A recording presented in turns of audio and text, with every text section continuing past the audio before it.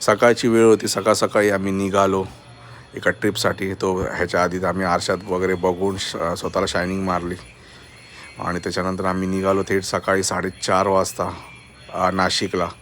खूप चांगलं वातावरण होतं. त्याच्यानंतर हे आमचे दलिंदर मित्र आम्हाला भेटले.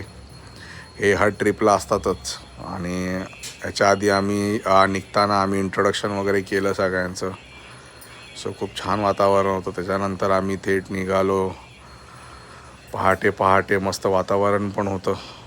सो खूप छान वाटलं. आणि त्याच्यानंतर समृद्धी महामार्गाला जातानाच एवढं छान क्लायमेट होतं तुम्ही बघू शकता. आणि त्याच्यानंतर आम्ही थांबलो ब्रेकफास्टसाठी. ब्रेकफास्टमध्ये आम्ही उत्तप्पा आणि मिसळ वगैरे मागवलेलं. खूप छान टेस्ट होती. त्याच्यानंतर आम्ही थेट निघालो सुला वाईन यार्डला. सुला वाईन यार्डचा पण परिसर खूप छान होता. त्याच्यानंतर आम्ही एंट्री गेटलाच आम्ही थोडेफार व्हिडिओ काढले. त्याच्यानंतर मॅडम पण शायनिंग मारत होती थोडी. त्याच्यानंतर आत शिरताना तुम्ही बघू शकता सुला वाईन यार्डचा मोठा बोर्ड होता आणि तुम्ही बघू शकता पाठी खूप मोठे बॉटल्स होते. बॉटल बघतानाच आम्हाला एकदम घाबरट फील झालं.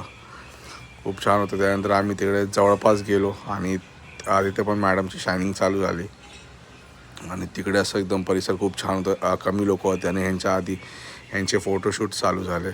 बाकी काय दुसरं कामच राहिलं नाही ह्यांना. त्याच्यानंतर आम्ही पण मॅडमला सांगितलं आपण दोघं पण जरा एक राऊंड मारू आणि जरा थोडं परिसरचा आनंद घेऊ.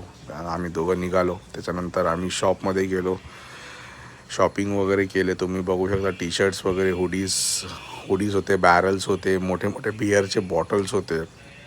फर्स्ट टाईम गेलो तो खूप छान वाटलं. त्याच्यानंतर ओपनर्स होते तिकडे, बॅग होते.